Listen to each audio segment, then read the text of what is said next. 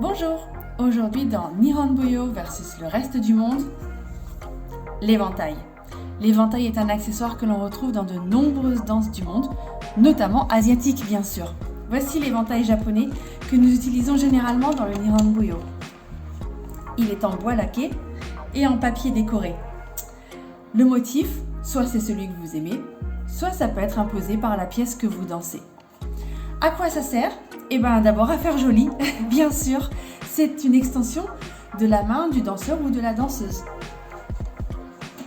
On peut taper dans les mains ou faire de jolis mouvements qui accompagnent la danse. Mais on peut également s'en servir pour représenter des objets, par exemple une lettre que l'on écrit ou un miroir devant lequel on se maquille.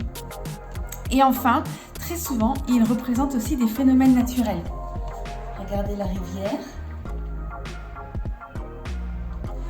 Ou alors, j'aime beaucoup celui-là, la lumière qui apparaît au travers du feuillage.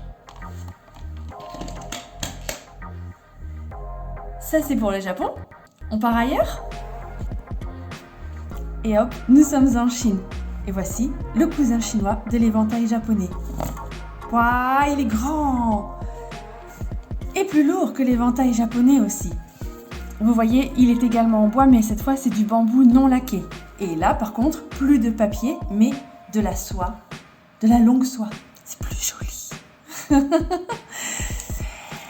Il ne sert pas à imiter des objets ou des phénomènes naturels comme l'éventail japonais. Il est simplement, et c'est déjà beaucoup, une extension de la main du danseur ou de la danseuse. Même si certains chorégraphes peuvent décider au sein de leur pièce de le traiter comme par exemple le pinceau d'un calligraphe. On le tient généralement par le milieu ou sur le côté et ça permet de faire des grands mouvements comme ceci.